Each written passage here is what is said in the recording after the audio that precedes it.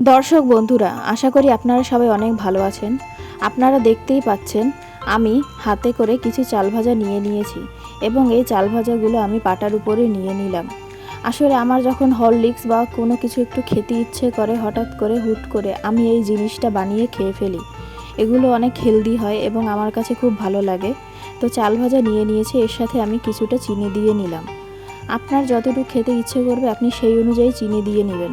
আমি এই চাল ভাজার সাথে চিনি মিলিয়ে এরপর পাটায় বেটে নেব, খুব ভালোভাবে গুঁড়ো করে নেব। আসলে খুব ভালোভাবে গুঁড়ো না করলে এই জিনিসটা খেতে ভালো লাগে না। অবশ্য আমি এই জিনিসটার একটা স্পেশাল নাম দিয়েছি। ছোটোবেলা থেকে আমি এটি খেতে অভ্যস্ত, আমার মা খাইয়েছে, আমার এটি খুব ভালো লাগে। এটিকে আমি বলি গরিবের হরলিক্স।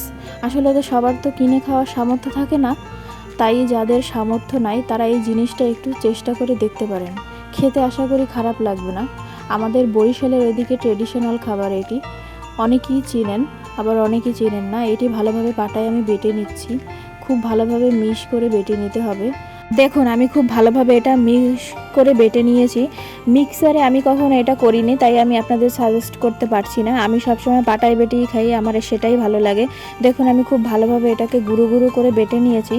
আসলে এটি যাদের দাঁত থাকে না তারাই এগুলো বেশি খায়, তাদের কাছে একটু ভালো লাগে, কিন্তু আমি ছোট থেকেই খাচ্ছি। এরপর আমি বাটিতে তুলে নিলাম।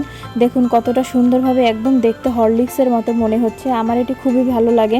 আমি প্রায় বিকেলে খাই বা সন্ধ্যার পরে খাই। আমার খুবই ভালো লাগে যখন কোনো কিছু খেতে ইচ্ছে করে, আমার এটি খুবই ভালো লাগে খেতে। আপনারাও ট্রাই করে দেখতে পারেন, আশা করি খারাপ লাগবে না। আপনার দাঁত থাকুক বা না থাকুক, আপনি এটি খেয়ে দেখতে পারেন।